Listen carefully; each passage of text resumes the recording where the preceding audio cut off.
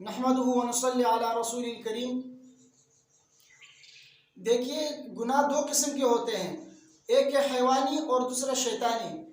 حیوانی گناہ جیسے زنا کرنا، چوری کرنا، حرام کھانا، یہ حیوانی گناہ ہے، اور شیطانی گناہ جیسے تکبر کرنا، حسد کرنا، دل میں بغض رکھنا، بغاوت کرنا، یہ شیطانی گناہ ہے۔ حیوانی گناہ پر تو معافی کا اعلان ہے، لیکن شیطانی گناہ پر نہیں ہے۔ دلیل اس کی یہ ہے کہ نبی کریم صلی اللہ علیہ وسلم فرماتے ہیں من قال لا الہ الا اللہ دخل الجنہ وان زنا وان سرق۔ جس شخص نے کلمہ پڑھا وہ جنت میں جائے گا، اگرچہ اس نے زنا کیا ہو یا چوری کی ہو۔ تو زنا کرنا، چوری کرنا یہ حیوانی گناہ ہے، اس کے باوجود بھی جو ہے جنت میں جانے کا نبی کریم صلی اللہ علیہ وسلم نے ایسے شخص کے متعلق فرمایا کہ وہ جنت میں داخل ہوگا اپنی سزا بھگتنے کے بعد۔ جبکہ شیطانی گناہ پر جو معافی کا اعلان نہیں ہے، چنانچہ نبی کریم صلی اللہ علیہ وسلم فرماتے ہیں لا يدخل الجنة من كان في قلبه مثقال حبة من كبر۔ جنت میں داخل نہیں ہوگا وہ شخص جس کے دل میں رائے کے دانے کے برابر بھی جو ہے تکبر ہوگا، وہ جنت میں داخل نہیں ہوگا۔ کیوں؟ اس لیے کہ تکبر جو ہے یہ شیطانی گناہ ہے۔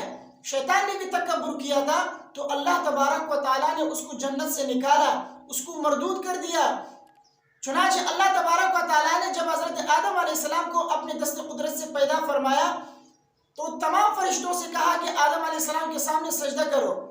سارے فرشتوں نے سجدہ کیا مگر ابلیس نے نہیں کیا، اس نے تکبر کیا اور کافروں میں سے ہو گیا۔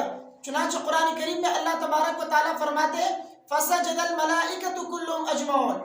سارے فرشتوں نے جو سجدہ کیا حضرت آدم علیہ السلام کے سامنے، مگر ابلیس نے نہیں کیا، الا ابلیس نے نہیں کیا۔ استکبر وکان من الکافرین، ابلیس نے تکبر کیا اور کافروں میں سے ہو گیا۔ تو اللہ تبارک و تعالیٰ نے حضرت آدم علیہ السلام کے سامنے سجدہ نہ کرنے کی وجہ سے ابلیس سے پوچھا کہ تم نے سجدہ کیوں نہیں کیا؟ تو ابلیس نے کہا انا خیر من، میں اس سے بہتر ہوں، اس لیے کہ خلقتنی من نار و خلقتہ من طین، آپ نے مجھے آگ سے پیدا کیا اور ان کو مٹی سے۔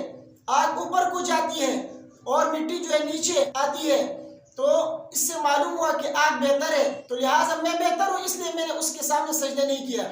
تو اللہ تبارک و تعالیٰ نے جو ہے ان کو معاف نہیں کیا، ان کو سزا دی۔ پھر سزا کیا دی؟ فرمایا فاخرج منها فإنك رجیم، میرے دربار سے نکل جاؤ، جنت سے نکل جاؤ، اس لیے کہ تم مردود ہو۔ وَإِنَّ عَلَيْكَ لَعْنَتِي إِلَىٰ يَوْمِ الدِّينِ، اور تمہارے اوپر قیامت تک جو ہے میری لعنت ہوگی۔ تو دیکھیے، شیطان نے تکبر کیا، اس پر اللہ نے اس کی گرفت کی، اس کو جو ہے جنت سے نکال دیا۔ تو ہر وہ شخص جو شیطانی گناہ کرے گا اللہ تبارک و تعالیٰ ان کو بھی معاف نہیں فرمائیں گے۔ اور حضرت آدم علیہ السلام نے جو غلطی کی تھی وہ حیوانی تھی۔